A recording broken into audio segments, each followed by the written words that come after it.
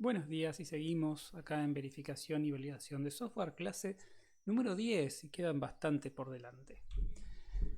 En la última clase terminamos de ver lo que era testing dinámico con análisis dinámico, es decir, observar en lo que hace nuestro objeto de test en ejecución. Ya habíamos visto las alternativas que teníamos. Y hoy vamos a empezar a hablar de... habíamos visto lo que era aspectos, me he olvidado de decir eso. Vimos el ejemplo de aspectos, cómo funcionaba aspectos. Y hoy lo que vamos a empezar a hacer es hablar del testing en el contexto de lo que es el paradigma orientado a objetos. ¿Sí? ¿Cómo nos afecta el paradigma cuando hablamos de testing? Y de eso vamos a empezar a hablar ahora.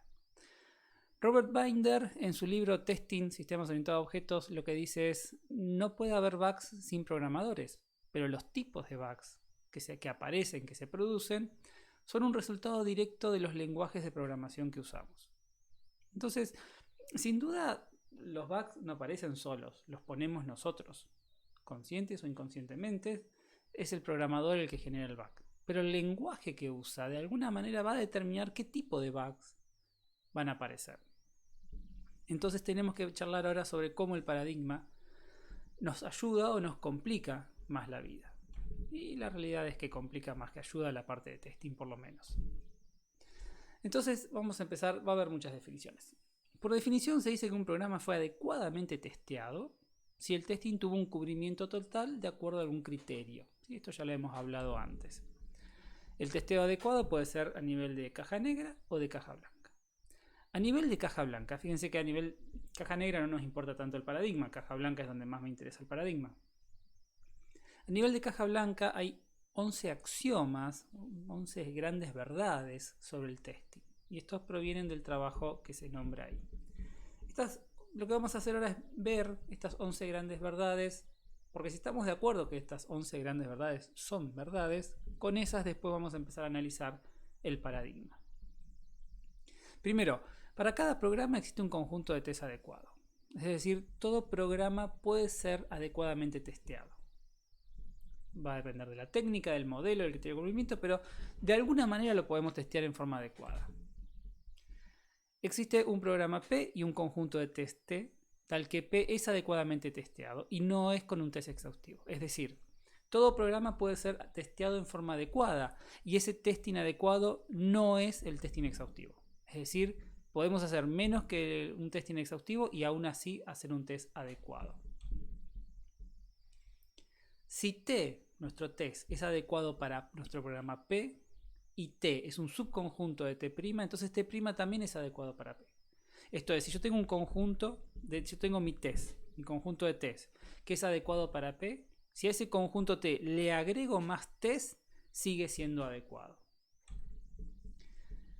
El conjunto vacío nunca es un conjunto de test adecuado para cualquier programa. Es decir, todo programa tiene un conjunto de test adecuado y ese conjunto de test tiene algo. Nunca puede ser el conjunto vacío. Algo tenemos que hacer. Y acá empezamos con cosas un poco más complejas. Sea P un renombramiento de Q, es decir, P y Q son dos programas.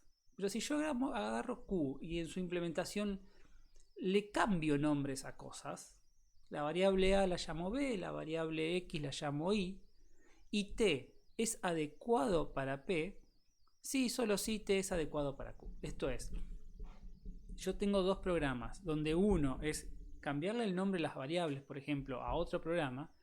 Un conjunto de test T va a ser adecuado para uno si también es adecuado para el otro. Es decir, el cambio de nombre no me afecta si el test es adecuado o no. Para cada n existe un programa P, tal que P es adecuadamente testeado por un conjunto de tamaño n, pero no existe un conjunto de tamaño n-1. Eso quiere decir que en algún punto tenemos un mínimo conjunto de test adecuado. Ese mínimo conjunto de test adecuado es mínimo porque si yo saco un test cualquiera, eso deja de ser adecuado. Entonces llegué a mi mínimo conjunto de test adecuado. Recordando todos los criterios de cubrimiento que vimos para todas las técnicas, recuerden que todas tenían algo en común. Lo mínimo que yo puedo hacer es un cubrimiento de sentencias. Entonces, esto lo que dice es, si T es adecuado para P, entonces T provoca que cada sentencia ejecutable de P sea ejecutada. Básicamente es eso. Fíjense que no está diciendo todas las sentencias de P.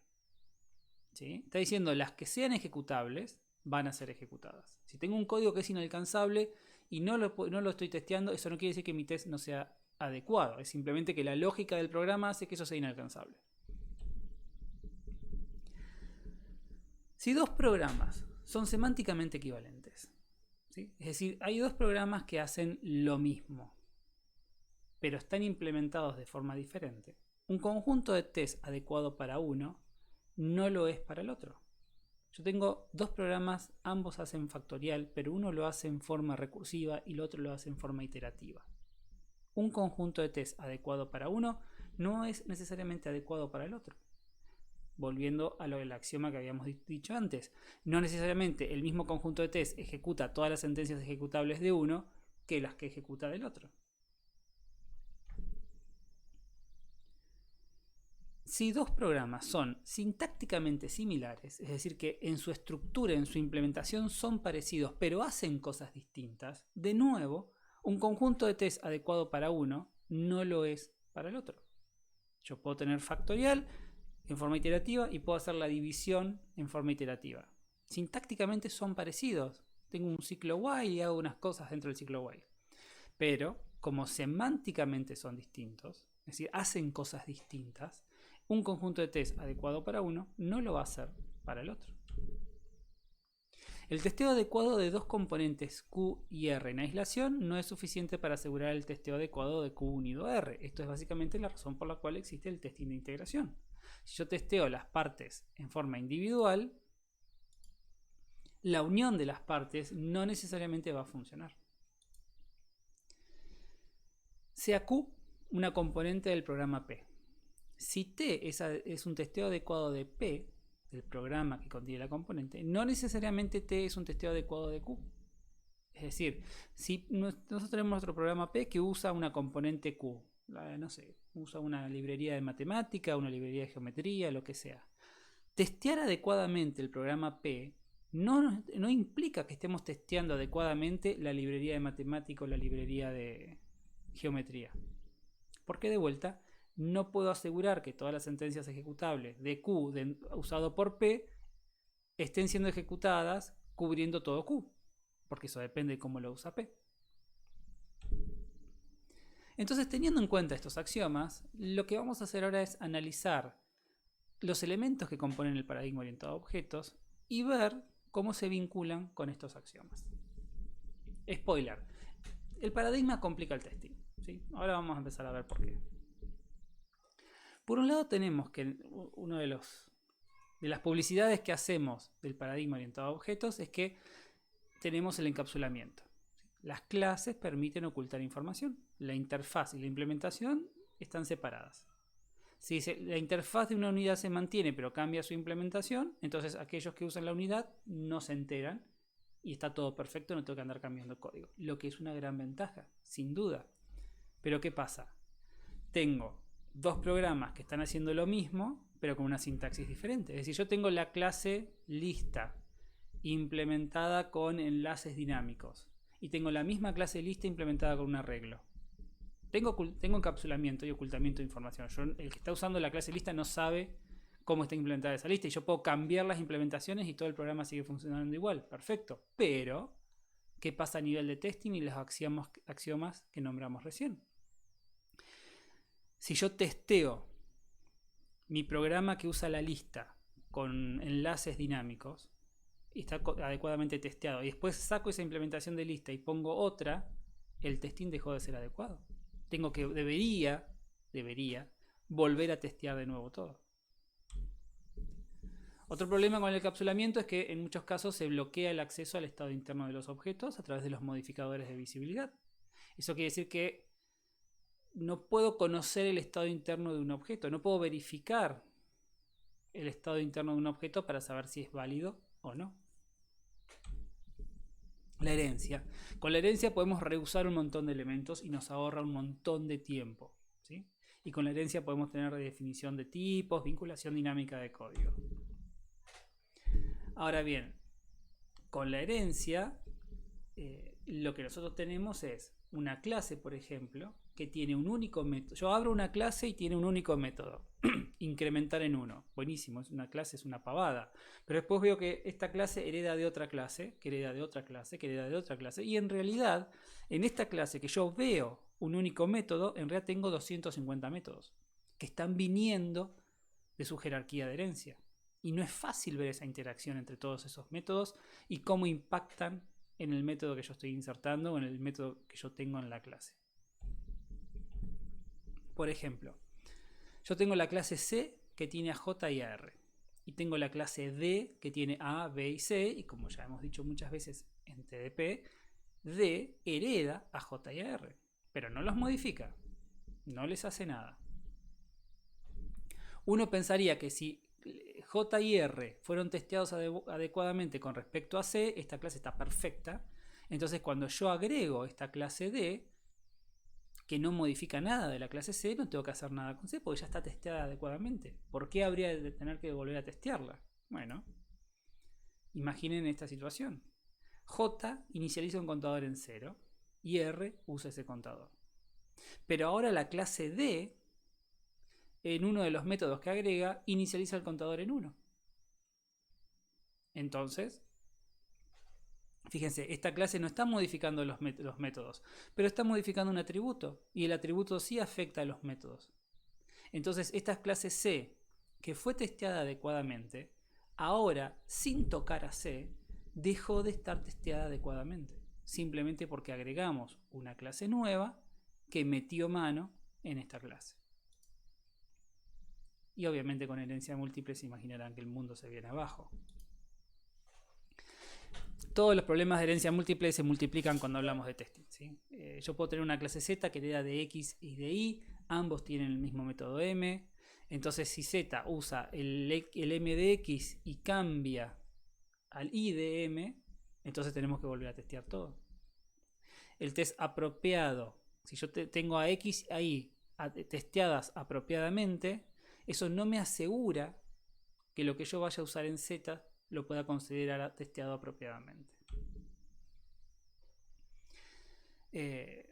Si yo heredo de dos clases, el método M, y la versión de M que voy a utilizar en Z es una decisión dinámica, es decir, yo en tiempo de compilación no sé qué versión de M voy a usar, es mucho más difícil testear eso. Cómo cubro todas mis posibilidades. Y más aún si yo después tengo el rombito, donde tengo que la clase A y B heredan de Z y luego tengo una clase X que heredan de A y B. O sea, traigo a Z, lo traigo por A y a Z lo traigo por B y lo junto en X. Es un quilombo. Clases abstractas y genericidad. Esto que nosotros lo vemos, no estoy criticando el paradigma, me gusta el paradigma, pero hay cosas que por ahí no pensamos realmente bien. Clases abstractas y genericidad. Son clases que nosotros tenemos como parte del sistema, ¿sí? Son clases imposibles de testear en forma dinámica. Son clases que están incompletas. No puedo ejecutar una clase abstracta, no puedo ejecutar una clase genérica. Entonces, obviamente que ambos casos favorecen el reuso de las clases y de los componentes y está perfecto eso. Pero, en una clase que tiene un parámetro genérico, no puedo testearla. La única forma de testear una clase con un parámetro genérico es instanciando el parámetro genérico. Pero con cada parámetro genérico que yo le esté asociando a la clase genérica, debería volver a testear todo. Porque yo no sé cómo ese parámetro genérico, esa instanciación de parámetro genérico va a afectar al resto de las cosas. Entonces, si yo tengo una lista genérica y yo sé que la lista genérica para la clase persona fue testeada adecuadamente. Eso quiere decir que la lista genérica para la clase vehículo también está testeada adecuadamente. No, porque yo no sé cómo va a ser la interacción entre esa componente que le estoy agregando a la clase que yo ya tengo. Lo mismo pasa con la clase abstracta. No puedo testear una clase abstracta, es una clase incompleta. Necesito tener a alguien que la haga concreta.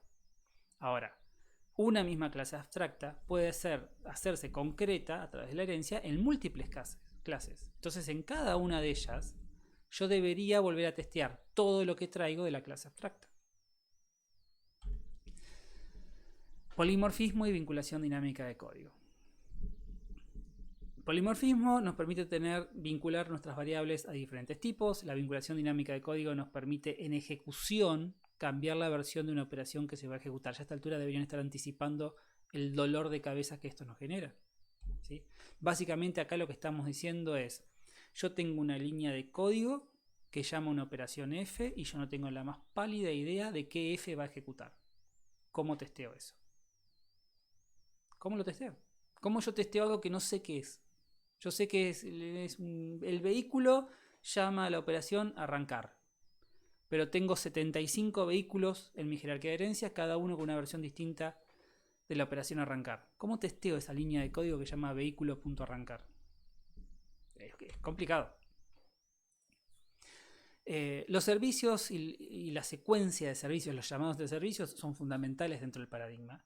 Y en muchos casos existe algún tipo de restricción sobre el orden en el cual esos servicios son llamados. Muchas veces hacemos clases que decimos, bueno, esta clase primero tengo que llamar a este método, después puedo llamar muchas veces a estos otros métodos y después tengo que terminar con este otro método. ¿Sí? Abrir la base de datos, insertar, eliminar y después cerrar la base de datos. Hay una estructura, un orden en el cual esos métodos deberían llamarse y de alguna manera nosotros deberíamos verificar que se respete ese orden. Y algo que nosotros les hacíamos hacer a ustedes como parte de los exámenes en TDP era cuando hacían las trazas de la herencia que subían y bajaban en la jerarquía de herencia haciendo una traza. Bueno, eso se llama el problema del yo-yo. Y eso dificulta también el proceso de testing. A partir de esto y de este libro que yo les mencionaba antes, es que se genera el manifiesto del testing orientado a objetos. Algunas cuestiones a tener en cuenta. Primero, la esperanza de que se hará menos testing porque hay mucho reuso es una ilusión. La realidad es que no. No podemos pensar que realmente el paradigma nos hace reusar un montón de cosas y nos hace ahorrar un montón de código. No nos hace ahorrar testing. No debería uno confiarse de eso.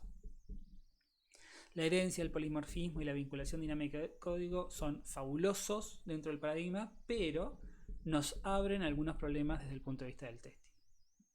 El paradigma favorece el desarrollo incremental e iterativo, eso es cierto, y así debería ser el testing también. Cuando hablamos del paradigma y hablamos de los ciclos también deberían acompañar el testing. Hay algunos principios establecidos dentro de este manifiesto. El testing debería primero centrarse en los bugs propios del paradigma y después seguir con cuestiones más clásicas. Es decir, enfoquémonos primero a los problemas propios de la herencia, el polimorfismo, y después pasemos a inicialización de variables mayor y menor que están mal puestos y ese tipo de cosas. Todo lo que se pueda automatizar debería automatizarse. Y como dije antes, el proceso de testing debería ser iterativo e incremental. Y siempre considerando el testing a nivel de los métodos, a nivel de las clases, de los paquetes, todo. Sobre estos principios, la interacción entre métodos de una superclase y subclase es propensa a errores. Esto nos pasa siempre cuando trabajamos con super, subimos y bajamos, ahí podemos errarle en algo. En aquellos lenguajes, no pasa en Java, pero en aquellos lenguajes donde explícitamente tenemos que decir que vamos a sobreescribir un método, es común que nos olvidemos de la palabra reservada sobreescribir. Y eso genera un problema. Cuestiones del principio del scope. Una subclase puede fácilmente violar el contrato de una superclase, entonces tenemos que asegurarnos de que eso no pase. El problema del yo-yo, que ya lo vimos. Y las restricciones en el orden de los llamados que deberíamos de alguna manera controlar. Estas restricciones son más complejas cuando aparece la herencia, porque tenemos que considerar que hay superclases que también pueden imponer sus propios órdenes. Una clase genérica instanciada con un parámetro genérico con el cual nunca se testeó es lo mismo que una clase sin testear, básicamente. Controlar las cuestiones de multiplicidad en las relaciones no siempre es trivial y eso puede llegar a generarnos algún dolor de cabeza. Y algo que tiene el paradigma en sí, no sé si alguna vez lo pensaron, pero el paradigma en realidad favorece métodos cortitos.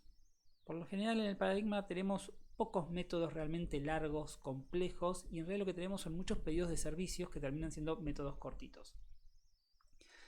Entonces podemos aplicar técnicas como las que vimos de caja blanca en aquellos métodos que son realmente complejos, pero en la mayoría mucho no lo vamos a poder hacer. Con respecto a la automatización, muchas veces para poder automatizar cosas vamos a tener que agregar más métodos, porque A veces necesitamos, por ejemplo, conocer el estado interno de los objetos, que si no tenemos los métodos, los vamos a tener que agregar de alguna manera. En algunos casos puede haber mucha dependencia en el código que todavía no está listo, entonces eso se puede llegar a demorar. Hay que usar stubs y drivers siempre que sea posible. Y el diseño por contrato, si se puede incluir dentro de nuestro código, siempre va a ser un beneficio, porque eso nos genera un montón de controles, más que nada por el lado del principio del scope, que nos pueden ayudar un montón. Aunque podemos hablar de la clase como la menor unidad dentro del paradigma, a veces es útil pensar en un conjunto de clases. Los walkthrough, como habíamos visto al principio, no suelen ser muy útiles, en parte por esto que les decía antes, que muchas veces los métodos suelen ser chiquitos, entonces no tiene mucho sentido hacer un walkthrough de un método. Y esto que digo con respecto a aclarar las cosas con los creyentes de la Iglesia de la Santa Solución, del orientado a objetos, de vuelta, es decir, que uno no está en contra del paradigma. El paradigma realmente está bárbaro y lo usa todo el mundo, pero sí entender que desde el punto de vista de testing hay problemas para resolver. Entonces, empecemos a hablar sobre cómo resolver estos problemas. Vamos a empezar a hablar a nivel de cómo testeamos a nivel de métodos, para seguir al nivel de clases y después vamos a incrementar un poquito más. A nivel de métodos, los métodos siguen siendo código, siguen siendo if, while, código como cualquier otro paradigma. Entonces, todo lo que tenga que ver con flujo de control lo podemos usar. Como decía antes, no vamos a tener muchos métodos muy complejos, pero en esos métodos que son complejos en su código podemos aplicar las mismas técnicas. Tenemos flujo de datos, uso de variables, todo eso lo podemos usar para analizar nuestro código. Y en muchos casos ni siquiera vamos a aplicar la técnica completa, pero sí por lo menos pensar en términos de la técnica y ver a qué cosas tenemos que prestar atención. Podemos hacer clases de aplicar técnicas de caja negra a nivel de los métodos, pensando el método como una pequeña caja negra. Entonces en ese caso podemos pensar en clases de equivalencia o tablas de decisión en función de la especificación del método. Aquellos métodos recursivos, por ejemplo, pueden ser testeados de forma particular, algo que se llama el Recursive Function Test, que son consideraciones especiales para estos métodos. Dentro de los problemas conocidos tenemos la ejecución continua cuando la precondición no se satisface en el primer llamado, se omitió el caso base, típicos problemas de una recursividad. Entonces, al momento de testear, podemos apuntar a diseñar casos de test que intenten violar la precondición en el primer llamado, o por lo menos alguna vez durante la recursividad, violar la postcondición a la vuelta de la recursividad, analizar valores límites dentro de la recursión si fuese posible, qué pasa si es 0 iteraciones, 1 iteración, un máximo de iteraciones, y siempre buscar generar todas las excepciones posibles en el contexto donde está el método. O sea, si un método vemos que puede lanzar excepciones, tenemos que generar las condiciones necesarias para poder lanzar esas excepciones y ver qué pasa. Otro tipo de test es el que se conoce como el Polymorphic Message Test, que tiene que ver con el polimorfismo. Acá lo que se dice es: no nos daría confianza un método al cual no se lo testearon todos los posibles caminos de ejecución. Bueno, si estamos de acuerdo en eso, es de la misma manera no nos daría confianza un método sobre el cual no testeamos todas las variantes posibles de un llamado polimórfico. Porque acá fíjense que tengo 3 versiones de f, no sé qué f está ejecutando acá. Entonces, ¿cómo hago yo para testear adecuadamente esta operación cuando yo no sé qué va a pasar acá? Lo mismo si estuviese recorriendo una lista, por ejemplo. Y acá la solución que me duele en el alma implica un instance of, pero es una realidad. Si lo queremos pensar desde el punto de vista de cubrimiento de sentencias ejecutables de código, esta es una posible solución. Forzar líneas de código para cada variante de f. Entonces yo estoy teniendo técnicas que me miden cubrimiento de código a partir del testing. Ahí sí voy a poder saber si estoy testeando todas las versiones, para saber si realmente testeé, por ejemplo, esta línea que corresponde a la f de c. Y de la misma razón que planteamos el testing de integración, si nos limitamos solamente a testear a nivel de métodos, podemos estar obviando problemas en la interacción de los métodos dentro de la clase, que sería una especie de integración a nivel de clase. Testing a nivel de clase. Y acá se plantean dos estrategias que en realidad son como un pre-testing. En realidad, antes de empezar a testeamos los métodos, antes de empezar a testear la clase, deberíamos testear la integración de los métodos. Y eso es lo que está hablando acá, el Class Scope Integration. No es un test muy extensivo, pero es como un pequeño control para ver que esté todo bien. Lo que dice es que lo que se busca es determinar si la clase está lista para ser testeada como una unidad, o sea que no contenga errores groseros. Y hay dos estrategias, lo que se llama el Small Pop y el Alpha Omega Ciclo. El Small Pop es como un pequeño Bing Bang a nivel de la clase. Es decir, escribimos todos nuestros métodos, nos aseguramos que los métodos funcionan bien, ponemos todo dentro de la clase, hacemos unos test simples de la clase y ya está. Eso se aplica cuando la clase es simple, cuando quienes usan la clase fueron testeados y cuando hay poca interacción dentro de la clase misma. Pero se puede hacer. La otra alternativa es lo que se conoce como el ciclo alfa-omega. El ciclo alfa-omega presenta dos estados, el estado alfa y el estado omega para un objeto. Alfa es el estado en el que se está antes de la creación de un objeto. Omega es el estado en el que se está después de la destrucción del objeto. Lo que se pretende con esta técnica es agarrar la clase, crear un objeto e intentar hacer vivir ese objeto toda su vida posible hasta llegar a la destrucción. Y en ese proceso intentar llamar a todos los métodos posibles. Ese es el ciclo alfa-omega. No se busca un cubrimiento de sentencias, de responsabilidades, simplemente hacerlo nacer, vivir todo lo que pueda y después que muera. Y en ese contexto se da una guía de cómo ordenar las cosas. Es decir, bueno, empezar con un constructor, después llamar a todos los get, todos los métodos booleanos, todos los set, todos los iteradores y después llamar al destructor. Y ver si todo eso funciona bien. Ese es el ciclo alfa-omega. Hay algunos problemas que genera el paradigma orientado a objetos que no son exclusivos del testing. En realidad el paradigma a veces nos abre problemas en otros lados.